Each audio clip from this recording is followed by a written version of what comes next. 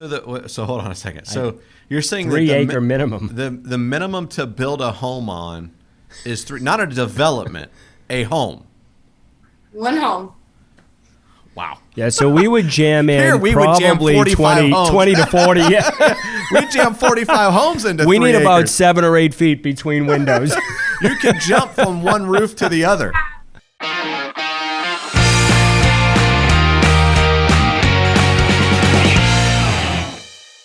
So welcome to another episode of the Context to Contracts podcast. I am Bryan Lovell, always here with my amazing co-host, Mr. John Jones. How you doing, buddy? Doing great. So we are going to continue in a series of interviewing some top producing real estate agents on this week's podcast. And we have a special guest from Georgia, Southern Georgia, just south of Atlanta, Kacie Edwards. Kacie, welcome to the podcast. We're so glad you're able to join us today. Yeah, Thanks. Yes, so much. excited to have you. And, you'll be the second realtor that we've talked to in this crazy market that we're all experiencing right now. So in Georgia, just curious, how did you get started in real estate? You're a rising star up there, but give us a little background. So the background is not exciting. I mean, I went to real estate school at 20 years old, and I came from waiting tables. I mean, there just wasn't, this big, exciting, extravagant background that kind of led me here. I did real estate school at 20, and then 23, I went through the broker's course, and then at 25, I opened Prosperity Real Estate Group. Wow. So, time out. So you're 26?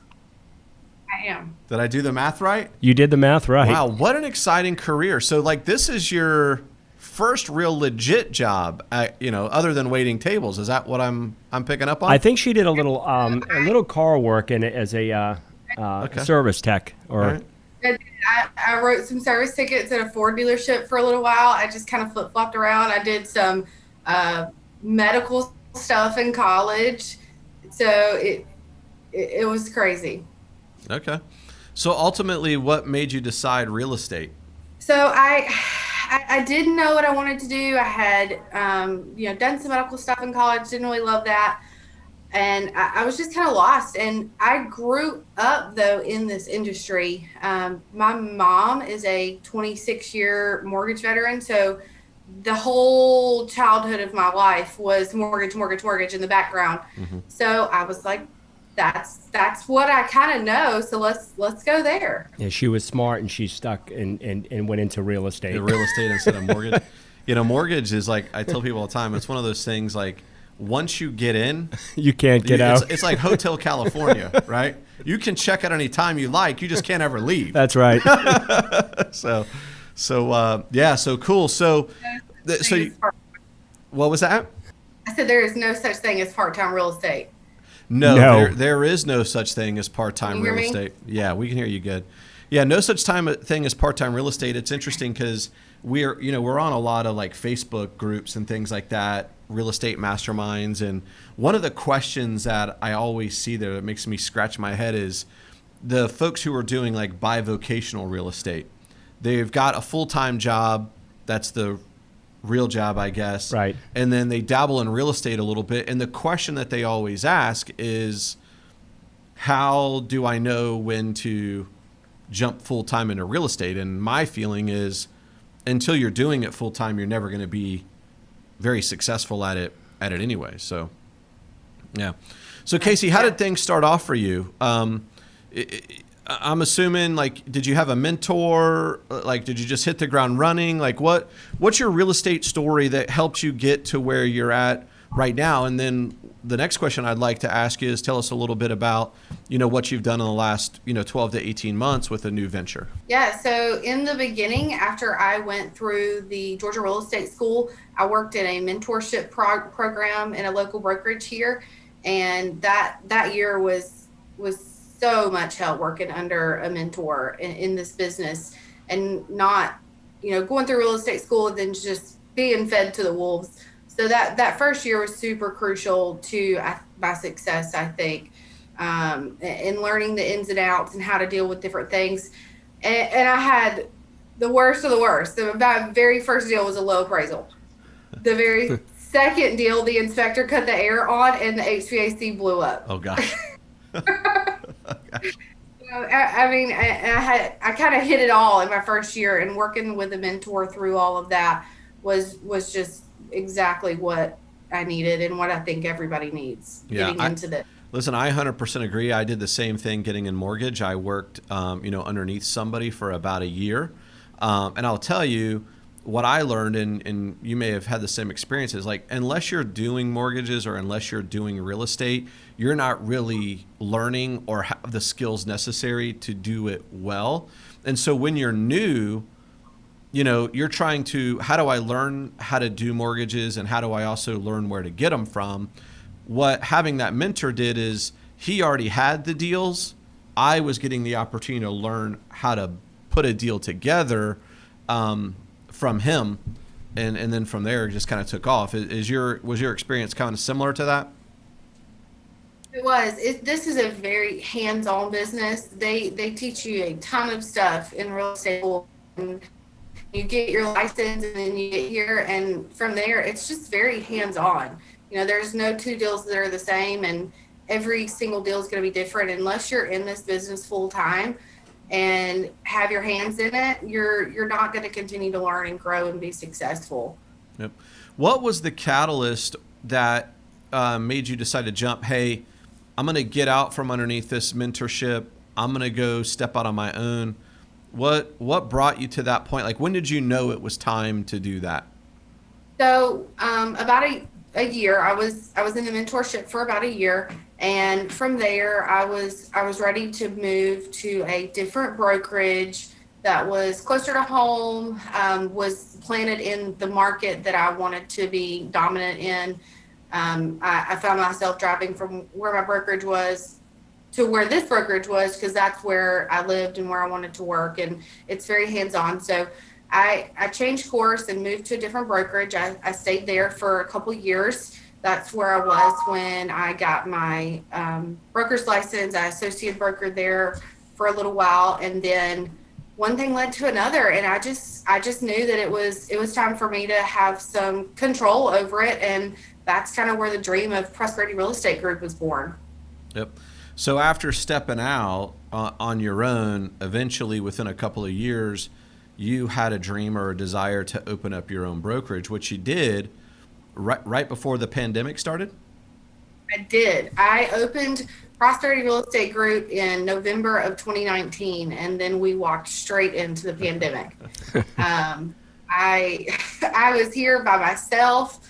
It was just a one-girl team here, and the pandemic hit, and it just flourished. It really did. We added 3 agents last year. I ended up having to hire an office manager for volume control, and it just kept growing and kept building, and I knew I had made a really good move. So curious, tell us what was the market like when the pandemic first hit for you last March? Were you shut down? Were you able to show homes or list property? We probably shut down for like 2 weeks. Okay. I mean, it was very minimal. I ended up closing the brick and mortar office. Everybody just started working from home. Mm-hmm. We went through, 2-3 weeks of just lost and kind of what this pandemic was going to look like. And then I think everybody realized that we still have to be pushing forward. Real estate is a huge part of the economics in Georgia and the cash flow and stuff. So it just had to keep moving. And as the pandemic went on, people started staying in their houses more and realized that just wasn't a great fit for them. So business picked up even more over that, and it never stopped. Yeah, you've had quite a year. You had 65 units for just over $10 million in production, so that was amazing. Did you see a dip at all, or has it been steady throughout 2020 for you? It was completely steady. It had its moments, but I would say it was more steady than anything. I mean, last year, I produced more last year than I did in 2017, 2018, and 2019 combined. Wow. Which were all million top producer years for me. Congratulations. That's Yeah, awesome. that's a great job. I mean, Yeah. that's like a lot of, when we talk to LOs or anybody in sales, that's a great message to get out there. When you enter the real estate industry or the mortgage business, right, we all have visions that we're going to be a huge success. And then we probably don't realize the time and effort it takes to get to the level that that she's at today, Sure. in closing. The first couple of years are a challenge. Yeah. So, don't give up and keep pushing forward. And that's where I kind of want to ask Kacie is like, by the way, congratulations on a great year in 2020. 60 plus sides is averaging 5 closings a month. That's pretty rock starish for a single agent. But you said that you did more in 2020 than you did in like 3 or 4 years combined. So there was a time that there was struggle. And what I would love to hear is like, what was that like? What did you learn during that time? What clicked, right? Because I think a lot of times people don't see what it took to get to where you're at. Would you mind just giving us a little background to the difference and what took you from those lean years to years of plenty? Yeah, so I mean, 2016 and 2017, 2016 was nothing to talk about. I mean, I did deals, but they were crazy and wasn't enough to support a family. But I was learning, and I just knew I had to keep pushing through. 2017 was better. That was $1 million year for me, but it had its moments, and even through 2018, where I went to multi-million top producer, it still had its moments. And if you're not closing anything, you're not getting paid. So there were points that I was like, do I need to start looking at supplemental income? It hasn't always just been this huge gravy train. But I knew that if I just kept pushing and kept, following the lead of the other top producers that I look up to in the area that kind of mentored over me, that I could get there. But it took a lot of hard work. It took a lot of tears. And it took a lot of picking yourself back up when you've just gone, a couple months and nothing, no closings. And then you'd have a really good month and then it would go back down, and it's a roller coaster for sure. Yep. So what changed in your business that got you to the point where you had consistency? Like you just shared with us, hey, I had months where we went without closings, and then we had months where we had, like now I would imagine your business was pretty consistent. How did it get to that level? So my personal opinion is just the consistency that I had with staying with it. Probably 90% of my business is referral business. Okay. I worked really, really hard to build a reputation in this area. And I have a lot of repeat clients. I have a lot of referral business, and that's, I think, is what got me to where I was. It's all about your reputation.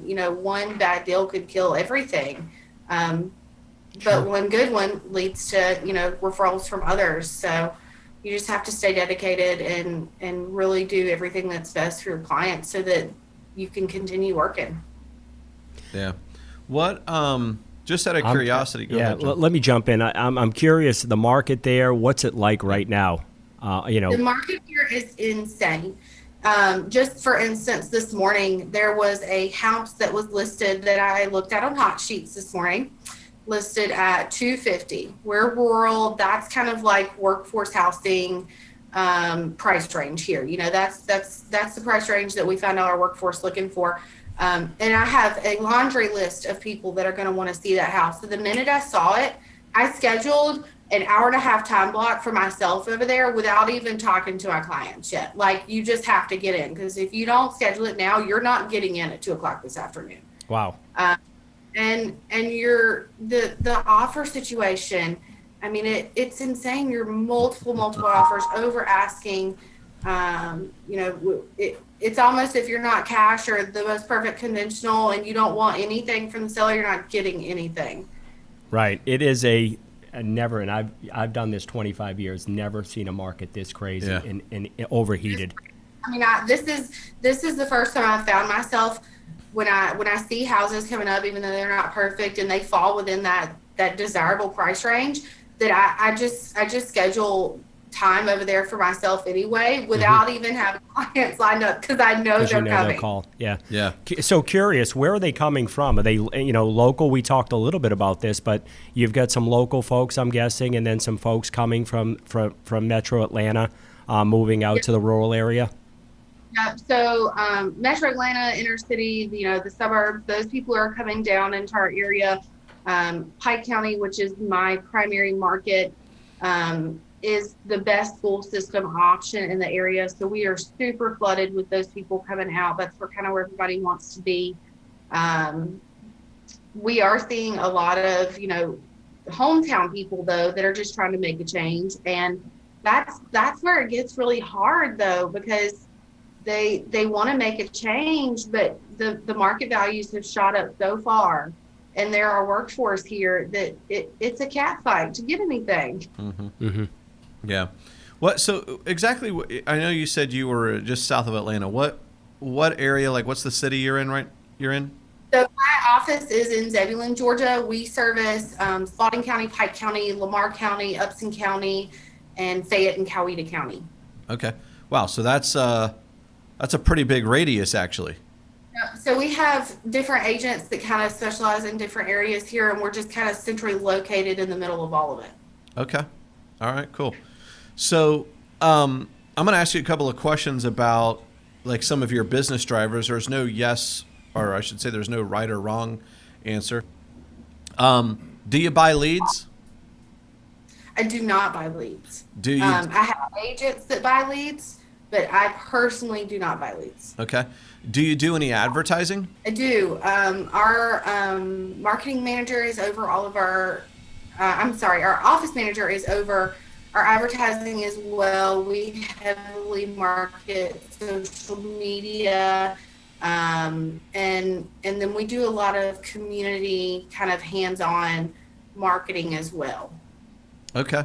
So the bulk of your business, you had said, is coming from legit referral. Do you have a database that you're staying in constant contact with, that you're working? And again, there's no right or wrong answer to it. Yeah. So in that aspect, we do keep a database. We do continuously market directly to those outside of just general marketing, and just keep an update on where the market is and things that they need to know. We don't typically run a whole lot of drip campaigns and things like that to them. But we do have some marketing, probably should do some more, but that's a place where we're growing to a database for each of the agents in the office. Okay.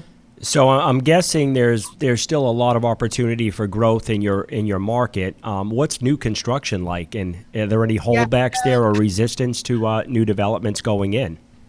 Oh yeah, so the growth in our market is huge.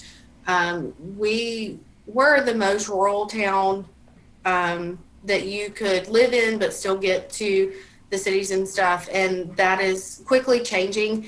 They're currently building a VA center in Pike County. So with that, we've gotten new commercial growth as well, which also leads to residential growth. New construction is popping up on every 3-acre lot you can find, which is the build minimum. Wow. That's different. So hold on a second. So you're saying 3-acre minimum. The minimum to build a home on is not a development, a home. One home. Wow. Yeah, so we would jam in Here, we would jam probably 45 homes. 20 to 40. Yeah. We jam 45 homes into 3 We need acres. about 7 or 8 feet between windows. You can jump from one roof to the other. We have one subdivision that is probably more like what you're used to, and that was a huge controversy. Wow. There have been some variances done, and we do have some subdivisions that were developed on 2-acre lots and 1-acre lots, but the just general residential build minimum here is 3 acres. Wow. I love that, by the way. I think that's cool. I Yeah. think that's cool. I mean, and I love it. Sounds to me like the town or the county, city, whatever, has a plan that they want to keep that rural feel, Yes. To that area. Man, I tell you what though, I'd love to be a landscaper there because like I'm not mowing 3 acres. Not a chance, I'm and gonna that's venture to growing guess just about year that round. most people are having somebody with a truck You need a or tractor. whatever, tractor mow their lawn. Yeah, that's crazy. Yeah, it's there's definitely lots of landscape crews around. Everybody seems to keep it up, but where we are, it's so rural and so southern that everybody just wants to find 3, 5, 10 acres and clear an acre in the middle of the woods and put their house there. Okay. Yeah. So curious, what's the median average price there in your area? So our median price now, the most desirable price range is between 200 and 300, even up to 350 a little bit. But anything listed from 150 to 300, you have minutes, not hours. Yeah. Wow. Yeah. Well, I would say, maybe tell me if I'm wrong, but if you're having to put a home on a 3-acre lot, a lot of the value in that parcel is the land as much as the dwelling. Is Right. that okay? No, I mean the bigger lots do bring a lot of value, and that value is not so much seen from our inner city or inner town people that have always been here because they're used to that. But the people that are coming from the suburbs and coming from Metro Atlanta and getting these houses on 2, 3, 4-acre lots, that they see huge value in it. So it's just a difference of people and where you came from. Yeah, It's true. So I'm curious. At the large lot size and the median price around 250, 300, like what's the average square footage of a home? So the minimum on new construction is about 1,800 square foot, depending on where you are. We have a couple of different zoning, but I'd say probably our average size is 2,000 square feet, somewhere between 1,800 and 2,200, and then you go up from there. But most everything is going to be between 1,800 and 2,200 on average. Yeah, it's pretty interesting because I think like if you go over to Tampa at the price range that she's talking about, the 250 to 300, because we're in Tampa, you're looking at a 2,200 square foot home, and there you're getting something similar plus 3 acres. Right. Yeah, So, man, what I'm getting at is I can see the appeal for people who are coming from the city to come into the more rural area. Right. Right. Yeah. I visit Moultrie, Georgia quite a bit, and every year that I drive through, South Georgia, I mean, you see just nothing but 5, 10, 20 acre, 50, 100 acres. And the appeal is huge for folks coming from Florida and the Tampa market for sure. So how far is the closest Publix? Publix is a solid 45 minutes. Wow. Kroger 20.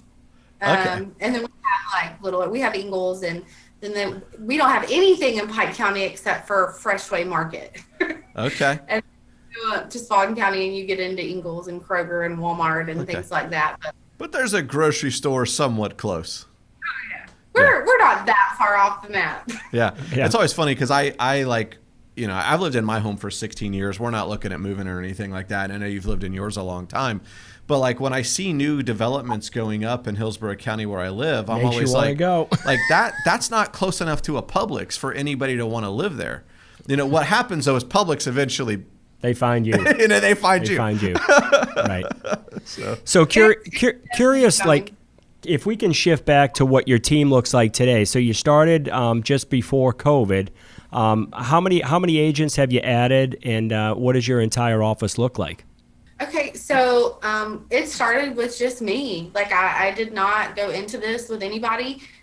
It was just me, and we went into the pandemic. But I've added in 2020. We've added 3 other producing agents, an office manager, and we also have a builder in house that's doing new construction specs with us, and some customs for clients that can find some land to build it on. Yeah. Wow, good. But at this point, our office is a team of 4 agents, an office manager, and a builder. All right, fantastic. So what are your, you've done so much in a short period of time. So makes my next question like, what's next? What does 2021 look like for you? What does 2025 look like for you? You seem like the type of person that dreams big. I'd love to hear where your mindset is. 2021 for us, it looks like more growth, definitely. We're looking for a new building. We've just about outgrown the one that we're in. We started small. And we have production goals that are bigger than last year that we're well on our way in the first quarter to being on track to meet those. I have goals of how many agents I want to see in here on our team by the end of the year. And then as far as 2025, my goal is to build a brokerage where the quality is unmatched. The service is great, and we're trusted from a client standpoint, but from an agent standpoint, somewhere that feels like home, that's not this massive, brokerage.